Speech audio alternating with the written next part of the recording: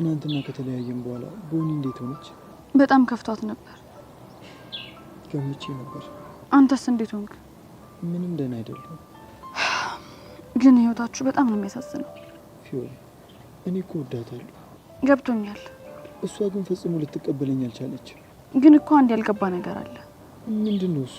መቅዲ ሄኖክን በጣም ታፈቅረዋለች እና በፍጹም ወደ እኔ ትመለሳለች ብለህ ተስፋ እንኳን አታድርግ። ተስፋ በማድረግ ላይ ተስፋ ቆርጫለሁ እና ግን ድንገት ሳያት የማላውቀው ስሜት ይረብሸኛል። እሱን ስሜት ላለማስተናገድ ከፈለግ ድጋሚ አታገኛት።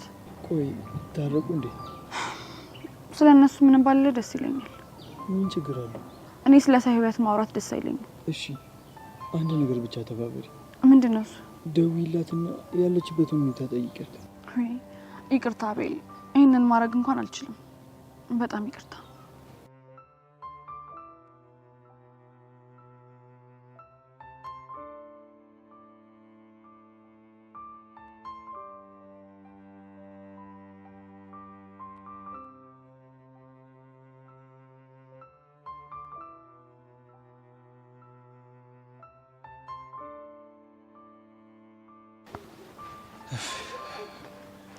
ወይ ግን ፎንቄ ትምህርት ቤት ድረስ መጥተህ ካልወሰድኩሽ ያልከው ናፍቆት ያንስረው ነው አይደለ እንዴ? ማንሰራ አንድ ሁለት አለው እንዴ?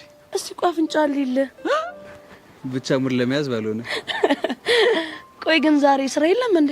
ነበረ እባክሽ፣ የሆነ መላፈ ጥሬ ነው የመጣሁት። ፎንቄ ላገኛት ልሄድ ነው ብትል ማን አባቱ ይከለክላል? እሱማ ማን አባቱ ይከለክለኛል ብለሽ ነው? ቆይ ግን ምን ሆነ ነው ፊት ጭር ብሏል? የተፈጠረ ነገር አለ እንዴ? አይ ምንም የለም፣ ግን የሆነ ነገር ልጠይቅሽ አስቤ ነበር። ምንድነው የምትጠይቀኝ? ለሞላ ለሆነች ልጅ ስጥልኝ ብለሽ የሰጠሽው ደብዳቤ ምን ነበር? ምን ሞላ? ማን ነው ሞላ? ሞላ ፌስታሉ።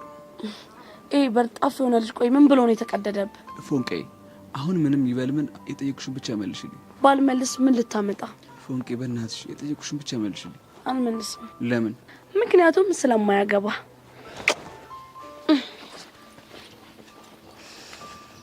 ፎንቄ ሙች የሆነ ነገር እያደረግሽ እንደሆነ አውቄብሻለሁ።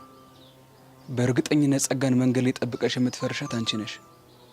እኔ ደግሞ እየተከታተልኩ እጅ ከፍንጅ ካላያሶች ቀስት ሄደለሁ።